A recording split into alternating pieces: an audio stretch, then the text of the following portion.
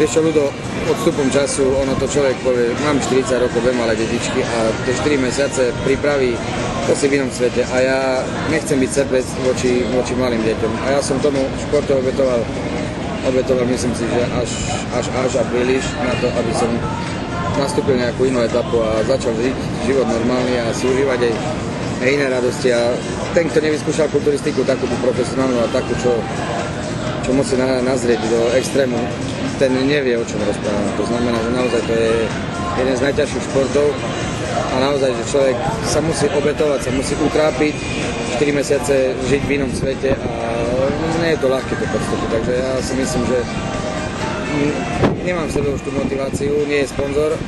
Ďalšia vec, treba myslieť na to, že mám 40 rokov, dve malé deti, aj po zdravotnej stránke chcem sa im venovať, chcem ich pripraviť do života. To znamená, že žiť zdravý spôsob života.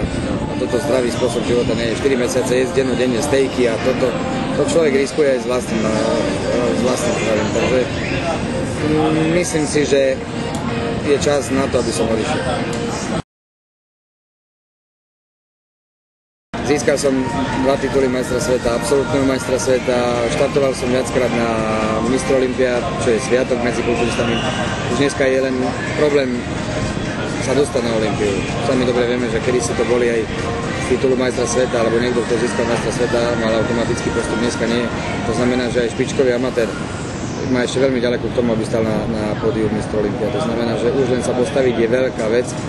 A musím povedať, že som sa nestratil medzi profikmi, zažil som len otvorenú kategóriu, porazil som také veličiny, ako bol Kevin Lebron, bol som vyrovnaný super pre viacerých tých špičkových, či to bol Marcus Ruhl, či to bol, dokonca som porazil viackrát Melvin Antonio, čo bol víťaz noci šampiónov.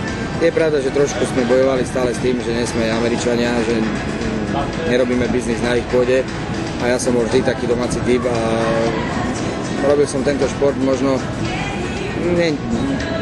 nemôžem povedať, že neskoro som začal v neskorých rokoch, ale určite by som sa nebol asi presťahoval do Ameriky a podstúpil to všetko, takže aj s tým som sa musel zmieriť, že je pravda, že nám tým Európanom veľmi ťažko dávajú nejaké lepšie umiestnenia a stále sa stretneme s tým, že najprv sú domáci, alebo možno, že by to bolo aj opačne, ale to by človek musel byť o 2 triedy lepší a tu už dneska je naozaj tá konkurencia tak silná, tak veľká a tí mladí chlapci prídu tak dobre pripravení, že je naozaj ťažko prísť o 2 triedy lepšie. To znamená, že keď sa tak pozriem dozadu, hovorím, úspechy boli. Čo sa týka Grand Prix, získal som viacero medailových pozícií.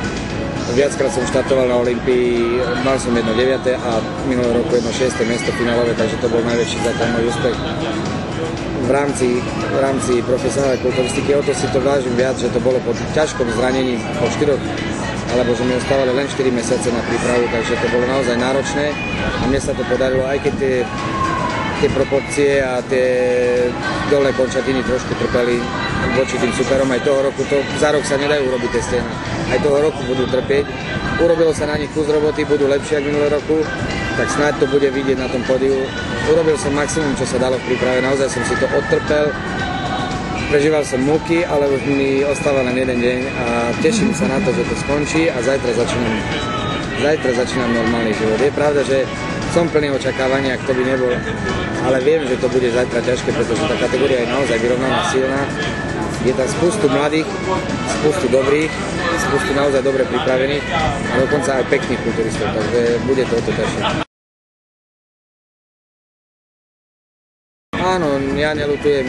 Vybral som si, myslím si, že šport taký, v ktorom som našiel svoj nejaký potenciál a hlavne genetický potenciál, že som na to mohol postaviť a bol dobrý základ. To znamená, že v prvom rade, keby si človek mal vyberať šport, že či na to má tie genetické vlastnosti, to znamená, že ja naozaj som trafil šport. Je pravda, že aj keď je to veľmi ťažký šport, nerobil by som ho viac ako 20 rokov, keby ma to nebavilo. To znamená, že len ma to muselo naplňať. Je pravda, že človek vždy tie posledný mesiac alebo posledné pár týždňov musí nazrieť na dno a si to vytrpieť, ale stojí to za to, lebo je to taká skúška, či to človek vydrží alebo nie. A keď sa získa nejaký výsledok, tak potom celé to trápenie, celá tá drina je fuč zrazu.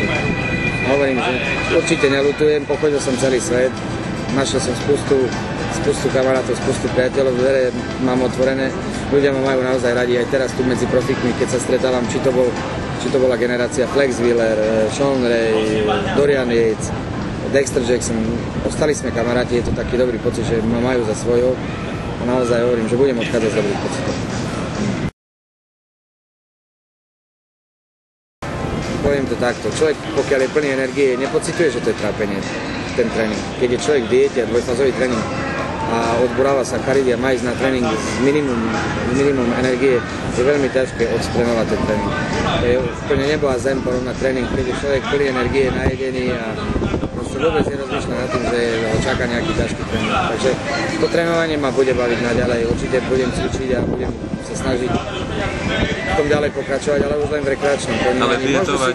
Dietovať nie, možno, že samozrejme teraz mám púte po diete na nejaké takéto voloviny, čo boli zakázané, ale odstupom času sa vrátim aj k viac menej k tej strave, čo sa to teraz. Akurát, že to nebude o tej diete, tej striktnej a drastickej diete. Bude to o dobrom stravovaní sa, pretože my s manželkou nakupujeme stravu už 20 rokov po istú. Znamená, že ja som nikdy nebol tučný, aj keď som bol v nejakej mimo súťažnej príprave a v objemovej fáze, som bol použiteľný viac menej na 70-80%. Nikdy som nebol tak, že ak niekto, že vyskočí 15-20 kg.